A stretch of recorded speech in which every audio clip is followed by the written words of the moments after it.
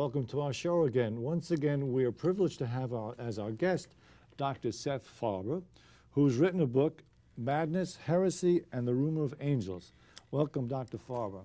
Thank you. We're going to be talking once again about the uses and misuses of psychotherapy as it's practiced in our society today. Dr. Farber, in our last program, we were discussing the fact,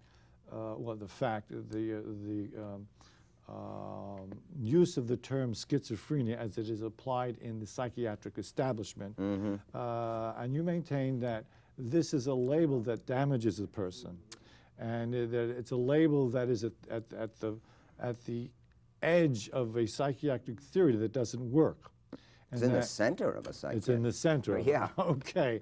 And you also made an interesting point in our discussion just prior to the probing and opening, is that you feel that it's not the therapy or the theories behind individual. There are so many different kinds of therapy. It's not the therapy so much that is important, that it is the relationship that is established between the client and the therapist that's even more important.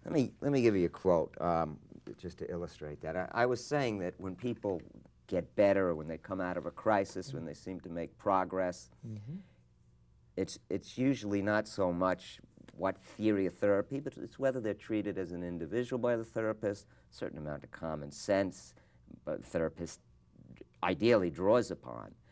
So even therapy, the idea that you have to master some kind of esoteric technique, and you have to spend years training in psychoanalytic theory or Jungian theory, I believe is promulgated because it keeps the industry going, it keeps the profession going. I myself am able to help people primarily not because of, more because of what I unlearned from after graduate school than because of what I learned in graduate school.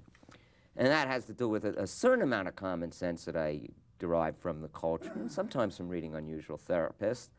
And it also has to do with, R.D. Laing was a psychiatrist who died in 1989, and he wrote a book called The Politics of Experience. Laing pays his debt to Thomas Szasz, who was the first great critic of psychiatry, both psychiatrists. Did you say both were psychiatrists? Both were psychiatrists and heretics who said there's no such thing as mental illness. And what Laing said, he felt that many of the people labeled schizophrenic were having spiritual crises, and it had a glimpse of a greater vision that the psychiatrist can't see and becomes frightened of. And in the course of many years, he came to the conclusion that the way he could be of help to people who were undergoing crisis is by just entering into communion with them. Martin Buber said, "It is given to men to confirm each other in the act of meeting," that we need to have our identity confirmed by other human beings. Now, confirming another person who's struggling as a worthy person, as a person with a dignity, that, to me, is the, if you want to call it, therapeutic aspect that sometimes takes place in professional relationships, but unfortunately, frequently does not take place, and almost never takes place in people who are labeled, in fact, never takes place in people who are labeled chronically mentally ill. In other words, the person who labels a person chronically mentally ill is incapable of communing with him as another human being's soul in a universe that's troubling and disturbing, searching for truth in that universe. I'm just thinking now, is implicit in that statement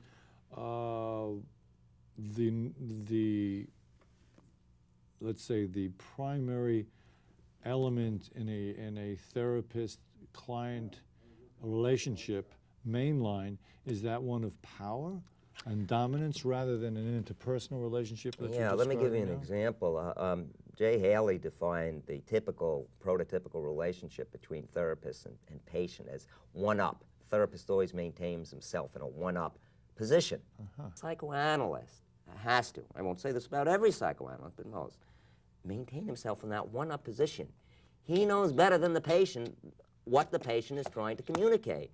And in this place, in this case, by the standards of common sense, it's even more bizarre and strange. And yet, because he has the backings of his field, he is labeled an expert, his interpretation is labeled the correct interpretation, and the schizophrenic is labeled mentally ill who needs help by the psychiatrist. And has a long psychiatric history. You're right, and those diagnoses he carries with him. Right. Now, let me give an example of communion between two individuals.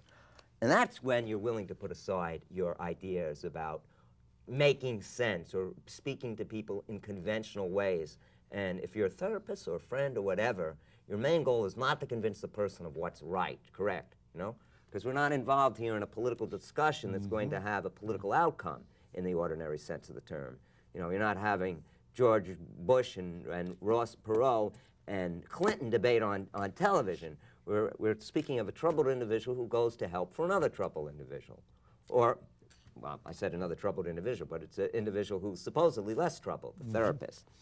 Let me give an example. So I wrote, in the obituary I wrote for Lang, that he discovered he could be with a person in his or her moments of madness or fear in such a way that this person, and Lang himself, the therapist himself, emerged from this experience as a stronger and wiser being. He realized that frequently, this doesn't require years of training now. By saying this, I'm undermining my own professional credentials. If I didn't have a belief in God and in the evolution of the human soul, I wouldn't be saying this, because this is not good for business. But, you know, Christ says, what profit a man if he gains the world and loses his soul? And this is serious stuff now. I mean, I really mean this, that it's no longer, I have to speak the truth, or I myself will suffer from it. I mean, it's no accident that psychiatrists have the highest suicide rate in any other profession, because they're engaging in existential cannibalism. I'll explain what that means later, but it's the opposite of the type of communion that I'm going to tell you about.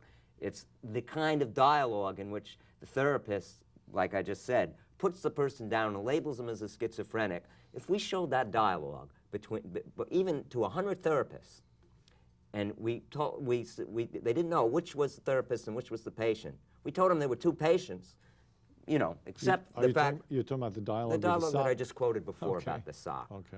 If they were a psychoanalyst, they might say, gee, that patient, meaning Bion, let's say we labeled the psychoanalyst, gee, that patient seems to know something about psychoanalytic theory. But what I'm saying is even trained professionals couldn't distinguish it because the psychotics, actually the psychotic statements are less far-fetched than the therapist and that. And this is typical of many dialogues that take place. See, because the schizophrenic is typically, no matter how confused he is, searching for truth. And when he utters statements in however metaphorical or cryptic a form about spiritual truths in the universe, the psychiatrist, whose whole life is built around creating barriers to recognizing that there is a spirit, becomes frightened and calls out religious delusions.